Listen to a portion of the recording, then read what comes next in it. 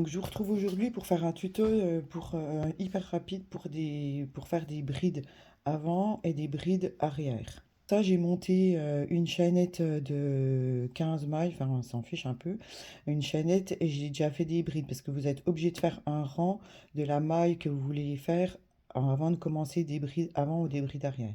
Donc pour faire des brides avant, donc normalement quand on fait une bride, on pique là dans la maille, hein, et donc là, on va pas piquer dans la maille, on enroule carrément la bride, on prend son fil, on fait un jeté, et du coup là, après, on fait sa bride normale. Donc je vous remontre, donc ça c'est des brides arrière, parce que le crochet passe par l'arrière de la bride. Donc on prend le fil, donc du coup on fait une bride normale. Et donc ça, c'était des brides arrière. Donc elle est bride avant. Donc là, on a bien notre bride qui est là. Donc on va prendre la bride, carrément l'englober complètement et faire une bride. Et là, je vous remontre, on va carrément englober carrément la bride là et on va faire une bride.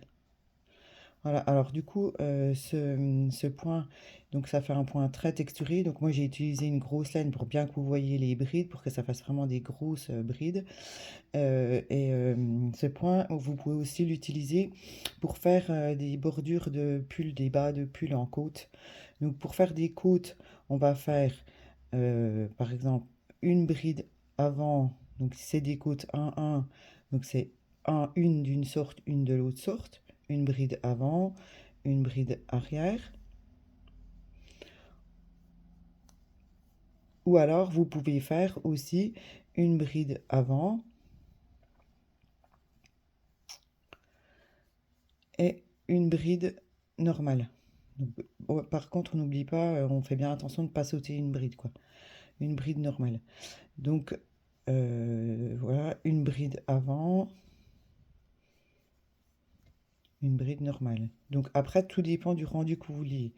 Donc, quand on se retrouve de l'autre côté, donc on va voir que les brides, elles ont un sens. Donc, c'est les brides. Celle-là, c'était une bride arrière. On voit bien qu'elle est derrière, qu'elle se retrouve derrière. Donc, on l'a fait en bride arrière. Oui. Parce que celle-là, elle est normale. On avait fait une normale. Celle-là, on voit bien qu'elle est enfoncée par là, donc on a envie de passer le crochet comme ça.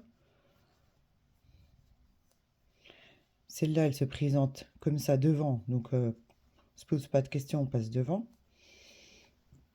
Celle-là, elle est sur l'arrière, donc on la met bien, on la reprend bien par l'arrière. Donc du coup, quand vous changez, quand vous changez de sens, ça fait des, si vous crochetez en spirale, elles sont toujours dans le même sens.